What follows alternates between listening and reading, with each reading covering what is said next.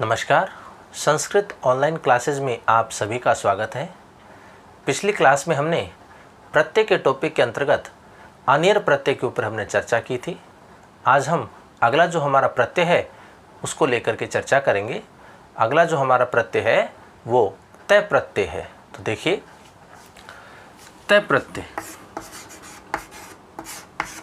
सबसे पहले हम बात करेंगे कि जो तय प्रत्यय होता है उसके लिए सूत्र कौन सा काम करता है। तो इसका जो सूत्र आता है वो आता है तय त्वतु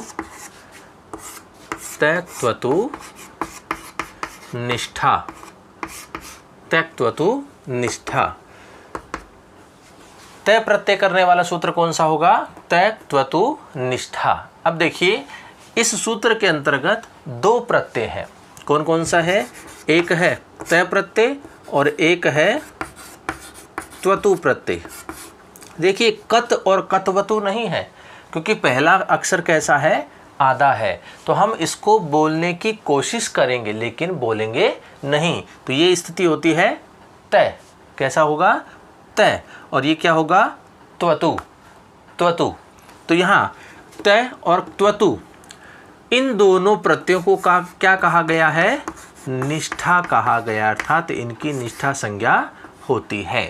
तो यहाँ प्रश्न बनता है कि निष्ठा संज्ञक प्रत्यय कौन कौन से होते हैं? तो वो कौन कौन से होंगे? तय और त्वतु। ये दो प्रत्यय होते हैं जिनको निष्ठा कहा जाता है। तो हम बात करेंगे सबसे पहले तय प्रत्यय की। तो तय प्रत्यय का जो सूत्र होता है वह कौन सा है? त्यक्त्वतु निष्ठा। अब देखिए, तय प्रत्यय किन परिस्थितियों में होता है, या जिस भी धातु के साथ तय प्रत्यय जुड़ता है तो उस धातु में किस प्रकार से परिवर्तन होता है और किस प्रकार से शब्द का निर्माण होता है। तो उन चीज़ों के जो हमारे नियम हैं, हम उन नियमों को पहले जानेंगे। तो देखिए, तय प्रत्यय जो होता है वो भूतकाल के अर्थ में काम आता है। भूतकाल का जो अर्थ होता है उसको प्रकट करने के लिए तय प्रत्यय का प्रयोग होता है। तो हम कह सकते हैं कि कार्य की समाप्ति का बोध कराने हेतु, कार्य की समाप्ति का बोध कराने हेतु, अर्थात भूतकाल के अर्थ में कर्म एवं भाववाच्य वाक्यों में तय प्रत्यय का प्रयोग किया जाता है। कार्य की समाप्ति का बोध कराने हेतु, अर्थात भूतकाल के अर्थ में कर्म एवं भाववाच्य वाक्यों में तय प्रत्यय का प्रयोग किया जाता है। तो ये पहली स्थिति है कि तय प्रत्यय का प्रयोग कहाँ होता है? कर्म एवं भाव अर्थ में होता है। किस अर्थ में होता है? तो ये भूतकाल के अर्थ में होता है। अगली स्थिति जो होती है, तय प्रत्यय में कै की इत संज्ञा होकर के उसका लोप हो जाता है। तो जो तय प्रत्यय है उसमें क्या शेष रहता है? तय शेष रहता है। तय प्रत्यय में क्या शेष रहेगा? केवल तय शेष रहेगा, क्योंकि ये जो कै है इसकी इत संज्ञा हो जाती है और इत संज्ञा होकर के उसका लोप हो जाता है। इस प्रकार ये जो कै है वो क्या कहा जाता है? कित कहा जाता है। क्यों? क्योंकि जहाँ कै की इत संज्ञा होती है वो कित होता है। अगर कहीं पर न की इत संज्ञा होगी तो वो क्या कहा जाएगा? नित कहा जाएगा। अगर किसी की शय की इत संज्ञा होती है तो वो क्या कहा जाएगा? शित कहा जाएगा। तो यहाँ कै की इत संज्ञा हो रही है, इसलिए क्या कहा गया है? कित कहा गया है। तो अगली स्थिति है कि तय प्रत्यय में तय शेष रहता है। फिर आगे देखिए, अगला जो नियम आता है वो है कि कित होने के कारण, क्योंकि कै की संज्ञा हो रही है, कित होने के कारण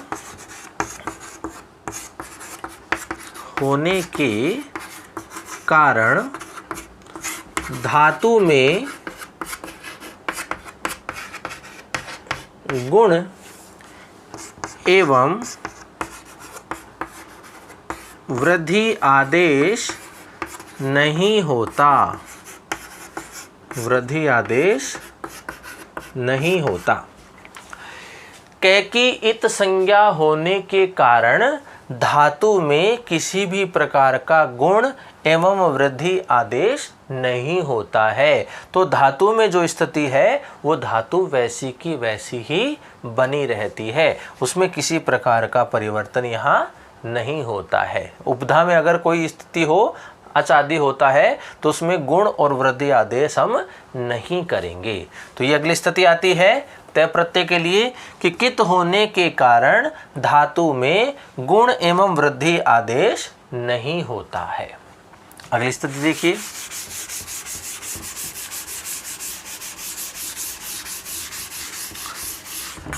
अगर सेठ धातु है, सेठ धातु यदि कोई है और सामने क्या हो, तय प्रत्यय हो, तो सेठ धातु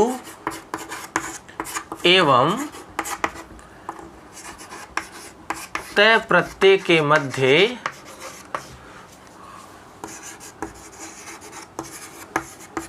इट अर्थात ई का आगम होता है। अगर सेठ धातु है तो और सामने तय प्रत्यय है, तो सेठ धातु एवं तय प्रत्यय के मध्य में इट का आगम होता है। अर्थात स्थिति ऐसी है, यहाँ कोई सेठ धातु है और यहाँ पर हमारा क्या है, तय प्रत्यय है, तो इन दोनों के मध्य में हम क्या करेंगे, इट का आगम कर देंगे। और इट में क्या होता है, टय की संज्ञा होकर के उसका लोप हो जाता है। तो क्या स्थिति बचती है, हमारी धातु होगी, यहाँ पर ई होगा और यहाँ पर तय प्रत्यय, जिसमें से तय ही शेष रहता है। तो ये स्थिति हमारी बनेगी यदि सेठ धातु है। तो सेठ धातु एवं तय प्रत्यय के मध्य में इट अर्थात ई का आगम होता है। ये मैं आपको बताता चलूँगा कि कौन सी धातु सेठ धातु है। तो उनमें हम प्रत्यय और धातु के मध्य में ई का आगम कर देंगे। अगली स्थिति देखिए, यदि धातु का अंतिम वर्ण द है तो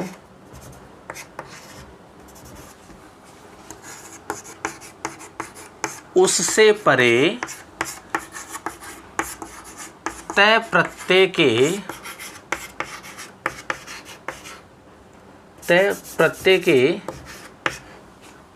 तय के स्थान पर नए आदेश एवं धातु के द के स्थान पर भी नए आदेश होता है।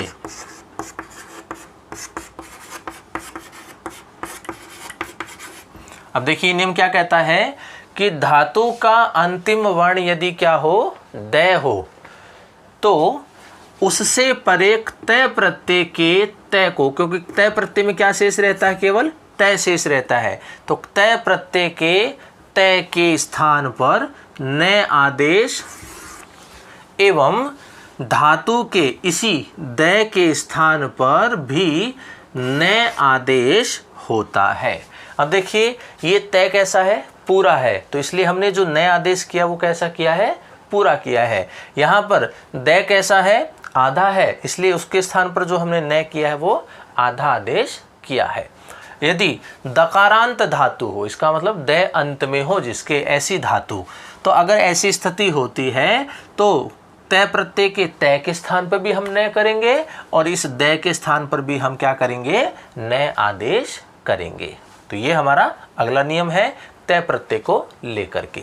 ऐसी अगर धातु हमें मिलती है तो हम इस प्रकार से परिवर्तन करेंगे। अगला नियम देखिए,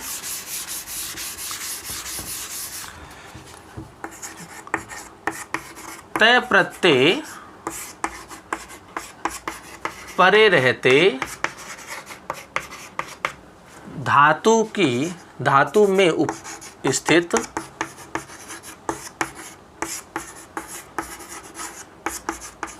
दीर्घ री के स्थान पर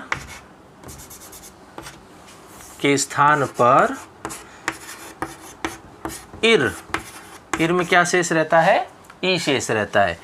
इर आदेश होता है एवं हलीचय सूत्र से दीर्घादेश होता है। दीर्घादेश इसका मतलब ई क्या हो जाएगी? बड़ी हो जाएगी। अब देखिए नियम क्या कहता है कि तय प्रत्यय परे रहते धातु में स्थित यदि दीर्घ री हो, क्या हो? दीर्घ री हो, तो उसके स्थान पर इर, और इर में क्या शेष रहता है? केवल ई शेष रहता है। ई आदेश होता है। और आगे एक सूत्र आता है हलीचय। इस सूत्र की सहायता से क्या हो जाएगा? इस ई को दीर्घ आदेश रूप हो जाता है। तो ई हम जो आदेश करेंगे वो हम कैसा करेंगे? फिर दीर्घ ई करेंगे। यदि धातु के अंत में क्या हो या धातु में क्या हो? दीर्घ री दिखाई दे, तो हम उसके स्थान पर ई आदेश करेंगे। लेकिन ई कैसा करेंगे? हम दीर्घ ई आदेश करेंगे। ऐसी स्थिति होती है तय प्रत्यय के अगले नियम में कि यदि हमें दीर्घ री दिखाई दे तो हम उसको इर आदेश करते हैं, और इर भी कैसा होगा? दीर्घ रूप होगा।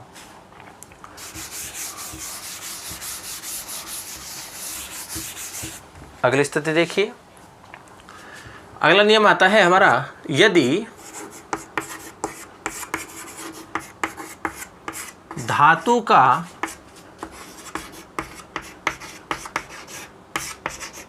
अंतिम वर्ण चतुर्थ वर्ण हो तो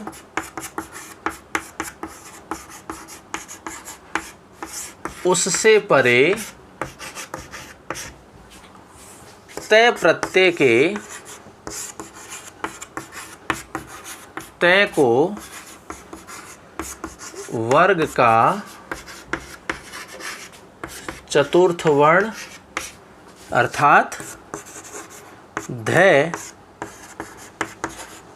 आदेश होता है एवं धातु के चतुर्थ वर्ण को वर्ग का तृतीय वर्ण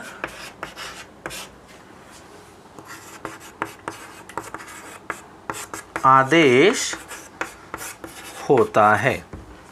स्थिति यह है कि यदि जो हमारी धातु होगी और उससे परे क्या होगा? तय प्रत्यय होता है, तो धातु के अंत में जो चतुर्थ वर्ण यदि है तो उस चतुर्थ वर्ण से परे जो तय प्रत्यय का तय शेष रहता है, उस तय को हम क्या कर देंगे? उसी वर्ग का, तय वर्ग का ही चतुर्थ वर्ण, अर्थात तय वर्ग का चतुर्थ वर्ण होता है ध, तो उसे हम क्या कर देंगे? ध आदेश करते हैं। और धातु में जो चतुर्थ वर्ण है, धातु के अंत में, उस चतुर्थ वर्ण को उसी वर्ग का क्या करेंगे? तीसरा अक्षर कर देंगे। तो देखिए स्थिति क्या होती है। ये स्थिति है हमारे पास। यहाँ तो क्या होगा? तय प्रत्यय होगा, और यहाँ जो धातु है उसका कौन सा वर्ण होगा? चौथा वर्ण होता है, चतुर्थ अक्षर होता है, किसी भी वर्ग का हो। तो इस चतुर्थ वर्ण को तो हम क्या कर देंगे? तृतीय वर्ण कर देंगे। और यहाँ जो तय है इसको हम चौथा अक्षर अर्थात ध आदेश कर देंगे। तो यहाँ स्थिति यहाँ देख लीजिए कि अगर ऐसी स्थिति होती है कि जो धातु होती है उसका अंतिम अक्षर कैसा होगा? चतुर्थ वर्ण का होगा, और यहाँ पर क्या मिलेगा? हमें तय प्रत्यय मिलेगा। तो ये जो नियम है ये क्या कहता है कि यदि धातु के अंत में चतुर्थ वर्ण हो और उससे पर एक तय प्रत्यय हो, तो तय प्रत्यय में तय के स्थान पर उसी वर्ग का क्या हो जाएगा? चतुर्थ वर्ण अर्थात ध आदेश हो जाता है, क्योंकि तय थ, द और ध। चौथा अक्षर क्या होता है? ध होता है, तो वो आदेश हो जाएगा।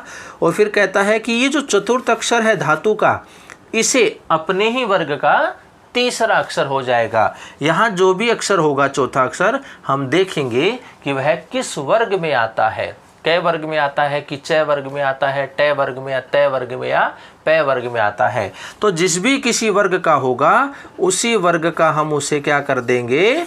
तीसरा अक्षर कर देंगे। और ये जो नियम आता है, ये एक सूत्र आता है, झलाम जस जसी। ये हमारा सूत्र आता है झलाम जस जसी।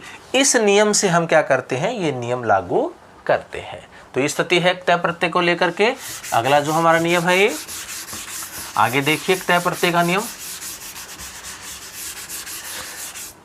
तय प्रत्यय परे रहते, तय प्रत्यय परे रहते धातु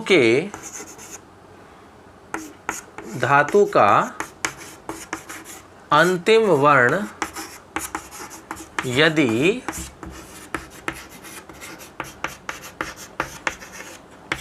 अनुनासिक हो, अनुनासिक का मतलब होता है पंचम वर्ण,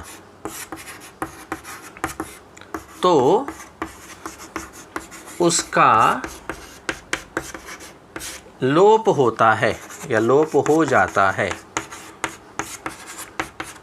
अब देखिए नियम क्या कहता है कि तय प्रत्यय परे रहते, इसका मतलब है ये स्थिति होती है हमारे पास, तो यहाँ क्या होगा?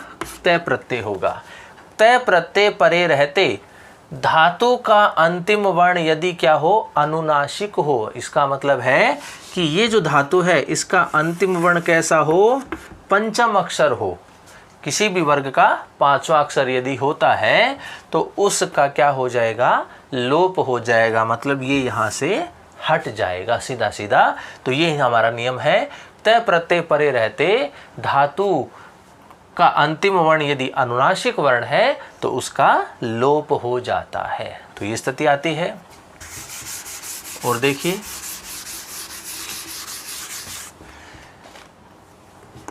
यदि धातु का अंतिम वर्ण है तो उसे विकल्प से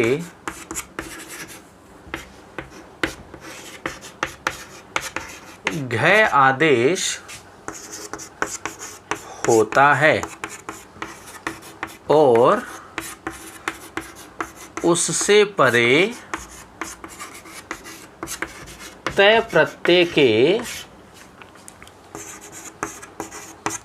के स्थान पर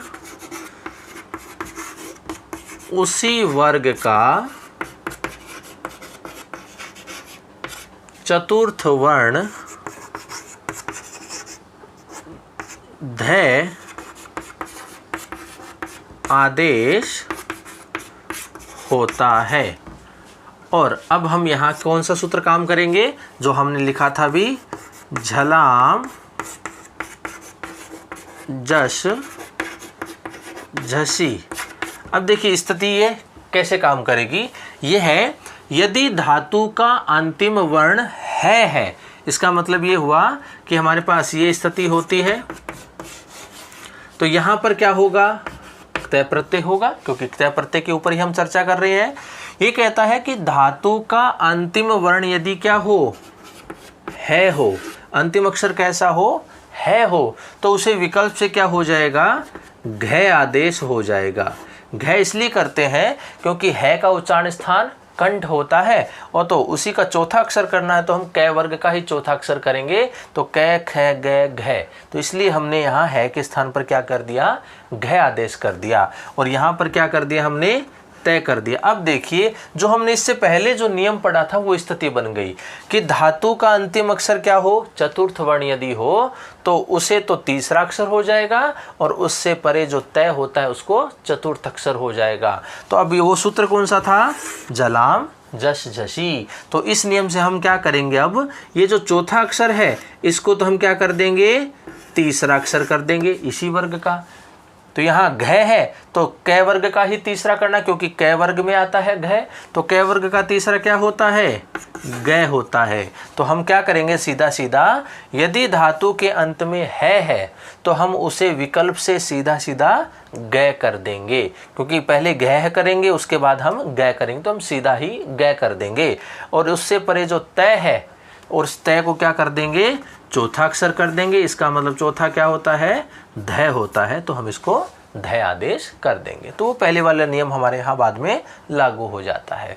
तो ये है एक नियम तय प्रत्यय का। यदि धातु का अंतिम वर्ण है तो उसे विकल्प से हम क्या कर देते हैं, घ आदेश कर देते हैं। और उससे परे जो तय होता है उसके स्थान पर उसी वर्ग का चतुर्थ वर्ण अर्थात ध आदेश करते हैं। और विकल्प से हम इस सूत्र की सहायता से हम क्या करेंगे, घ को ग आदेश कर देंगे। तो ये एक नियम आता है तय प्रत्यय का। अगला नियम देखिए, इस तय प्रत्यय में जो नियम हम काम में ले रहे हैं ये लगभग आगे के जो हमारे प्रत्यय हैं उन सभी में काम आएंगे। तो इसीलिए इसमें नियम भी क्या है, हमारे ज्यादा है थोड़े। एक देखिए, तय प्रत्यय परे रहते धातु के अंत में स्थित जय, शय या शय को मूर्धन्य शय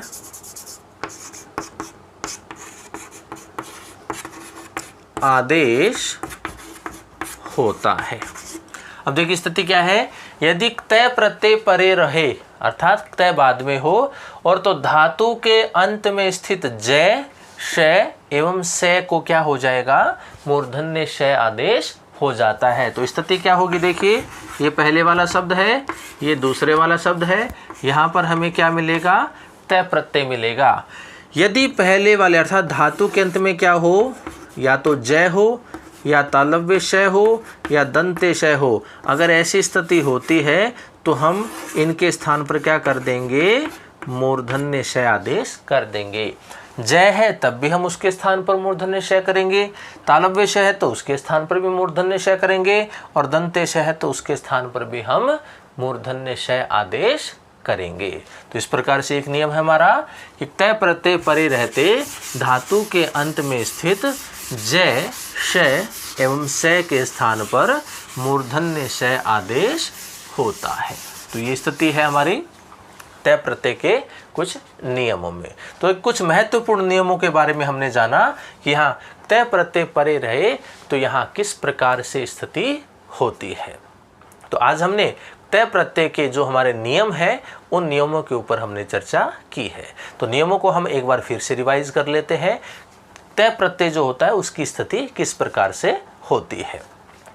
तय प्रत्यय जो होता है उसका सूत्र होता है तय त्वतु निष्ठा, अर्थात तय और त्वतु इन दोनों की निष्ठा संज्ञा होती है, या हम ये कहें कि तय और त्वतु दोनों को निष्ठा कहा जाता है।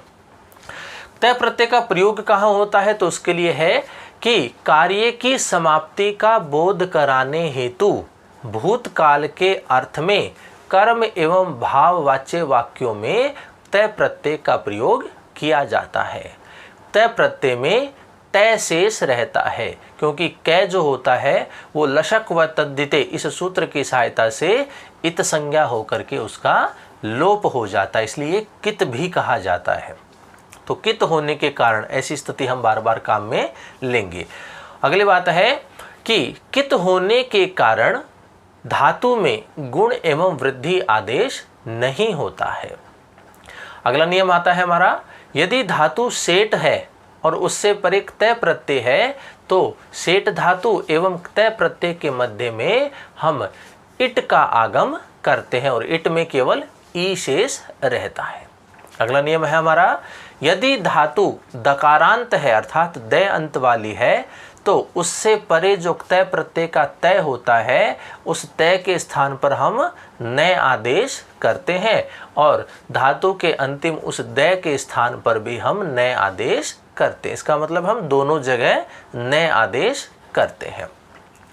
तय प्रत्यय परे रहते या हम कहें कि कित होने के कारण धातु में स्थित दीर्घ री यदि है, धातु में दीर्घ री है तो उसके स्थान पर इर आदेश होता है। इर का मतलब है ई शेष रहता है और हलीचय सूत्र आता है, उसकी सहायता से वह ई जो है उसे दीर्घ आदेश हो जाता है। इसका मतलब हम क्या करेंगे, यदि दीर्घ री हमें धातु में दिखाई देती है तो हम उसके स्थान पर बड़ी ई आदेश कर देते हैं। अगला नियम आता है, यदि धातु का अंतिम वर्ण चतुर्थ वर्ण है और उससे परे तय प्रत्यय का जो तय है तो चतुर्थ वर्ण के स्थान पर हम उसी वर्ग का तृतीय वर्ण आदेश करेंगे और उस तय के स्थान पर उसी वर्ग का चतुर्थ वर्ण अर्थात ध आदेश करेंगे। इस प्रकार है। अगला नियम आता है, यदि तय प्रत्यय परे रहते धातु का अंतिम वर्ण यदि अनुनासिक वर्ण है तो उसका लोप हो जाता है अर्थात वह वहां से हट जाएगा। अगला नियम है, धातु का अंतिम अक्षर यदि है और उससे परे तय प्रत्यय है तो विकल्प से हम है के स्थान पर घ आदेश करके और उसे ग आदेश करते हैं और उससे परे तय प्रत्यय का जो तय होता है उसे उसी वर्ग का चतुर्थ वर्ण अर्थात ध आदेश करते हैं। फिर अगला नियम आता है कि तय प्रत्यय परे रहते धातु के अंत में स्थित जय, तालव्य शय एवं दंते शय इनके स्थान पर हम मूर्धन्य शय आदेश करते हैं। तो ये हमारे कुछ महत्वपूर्ण नियम है तय प्रत्यय को लेकर के। तय प्रत्यय की हम पहचान भी कर लेते हैं कि हमारे सामने यदि कोई शब्द लिखा है तो हम कैसे पहचाने कि उसमें कौन सा प्रत्यय है। अर्थात हम तय प्रत्यय की बात करेंगे कि हम कैसे पहचाने कि उसमें तय प्रत्यय है। तो ये जो तय प्रत्यय से बनने वाले शब्द हैं ये पुल्लिंग में भी बनते हैं, स्त्रीलिंग में भी बनते हैं और नपुंसक लिंग में भी बनते हैं। तो देखिए पहचान क्या है, छोटा सा एक हिंट है, ट्रिक है कि यहाँ यदि शब्द के अंत में ध्वनि किस प्रकार की आए, तह इस प्रकार की आए तो वह तय प्रत्यय से युक्त पुल्लिंग का शब्द होगा। इसी प्रकार से यदि अंतिम ध्वनि कैसी हो, ता की हो तो वह तय प्रत्यय से युक्त स्त्रीलिंग का शब्द होगा और इसी प्रकार से यदि अंतिम ध्वनि तम की हो तो वहां भी तय प्रत्यय से युक्त नपुंसक लिंग का वह शब्द होगा। प्रत्यय तीनों में ही कौन सा है, तय प्रत्यय है, लेकिन पुल्लिंग, स्त्रीलिंग और नपुंसक लिंग की पहचान करने के लिए हमने ये किया है, यदि अंतिम ध्वनि तह इस प्रकार से हो तो वह पुल्लिंग का शब्द होगा, लेकिन प्रत्यय कौन सा होगा, तय प्रत्यय होगा। इसी प्रकार से अंतिम ध्वनि यदि ता हो तो वह स्त्रीलिंग का शब्द होगा, लेकिन प्रत्यय कौन सा होगा, वही तय प्रत्यय होगा। और इसी प्रकार अंतिम ध्वनि यदि तम की हो तो वह नपुंसक लिंग का शब्द होगा, लेकिन प्रत्यय उसमें कौन सा होगा, यही तय प्रत्यय होता है। तो ये हमारी तय प्रत्यय के शब्दों की पहचान है, तह, ता, तम। इस प्रकार से हमारे शब्द इसमें बनेंगे। तो ये हमने पहचान भी जानी कि तय प्रत्यय का शब्द बनाते वक्त अंतिम ध्वनि हमें किस प्रकार की लेकर के आनी होती है, पुल्लिंग का यदि हम शब्द बनाएं या फिर स्त्रीलिंग का या फिर नपुंसक लिंग का शब्द बनाएं। तो आज हमने तय प्रत्यय के कुछ नियमों के ऊपर चर्चा की। अगली क्लास में हम तय प्रत्यय के जो उदाहरण है उनके ऊपर हम चर्चा करेंगे। तो आज की क्लास में इतना ही। धन्यवाद।